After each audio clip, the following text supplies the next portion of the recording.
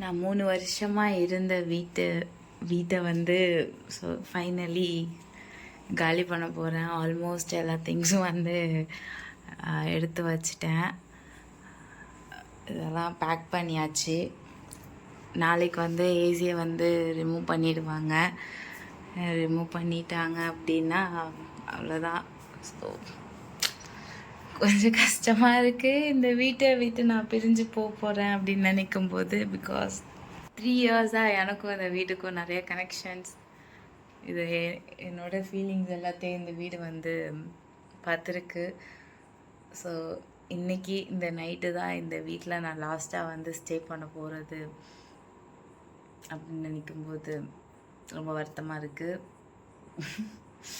நாளைக்கு நான் வந்து வண்டி எடுத்துகிட்டு ஊருக்கு கிளம்பிடுவேன்.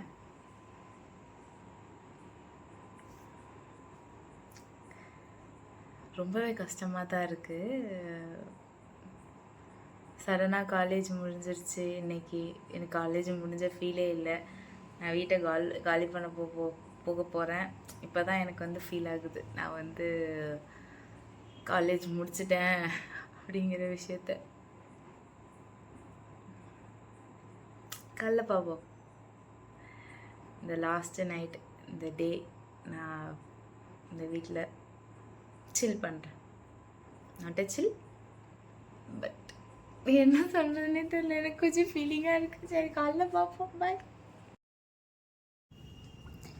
மறுநாள் வந்து ஏசியை வந்து கழட்டுறதுக்கு ஆள் வந்திருந்தாங்க. நான் அப்படியே வெளியில் வந்து நின்று பார்த்துட்டு இருந்தேன். அவ்வளோதானே, இதுக்கப்புறம் நம்ம இந்த ஸ்பாட்டுக்கு வரமாட்டோம், இங்கெல்லாம் இருக்க மாட்டோம்னு. நான் தூரத்தில் ஒரு ஃப்ளாட்டு தெரியுதுல, அங்கே தான் நான் வந்து வாக்கிங் போயிட்டுருப்பேன் எப்பொழுதும். எனக்கு இதெல்லாம் பார்க்கும்போது ரொம்ப கஷ்டமாக இருக்குது. அது எல்லோருமே இப்படி தான் ஃபீல் பண்ணுவாங்களா என்னன்னு தெரியல. 3 வருஷம் தனியாக ஒரு மாதிரி ஜாலியாக இருந்துட்டேன். இனிமேல் இந்த இடத்துல நம்ம இருக்க போகிறதில்ல அப்படின்னு நினைக்கும்போது ஒரு மாதிரி தான் இருக்குது. எனக்கு தெரியும் நான் ஒரு 2-3 டேஸில் நார்மல் ஆகிடுவேன் அப்படின்னு சொல்லிட்டு. அப்புறம் ஒரு 2 நாளுக்கு அப்புறம் ஊருக்கு போயிட்டு அகெயின் நான் வந்து வீட்டில் இருக்க திங்ஸ் எல்லாத்தையும் எடுக்கிறதுக்காக நான் வந்து வந்தேன். இப்போது எல்லாமே கொஞ்சம் பேக் பண்ணியிருந்தேன், கொஞ்சம் பேக் பண்ணாமல் இருந்தேன். ஸோ அது எல்லாத்தையுமே வந்து நானும் அப்பா வந்து பேக் பண்ணி காரில் ஏற்றலாம் அப்படின்னு சொல்லிட்டு வந்துட்டோம். எனக்கு என்ன சொல்கிறதுன்னு தெரியலையே. நிறையா மெமரிஸ் வந்து இந்த வீட்டில் இருக்குது. நான் ஒரு ஆள் தனியாக இந்த வீட்டில் இருந்தேன் ஜாலியாக. எனக்கு ஒன்றும் சொல்கிற மாதிரி தெரியலை.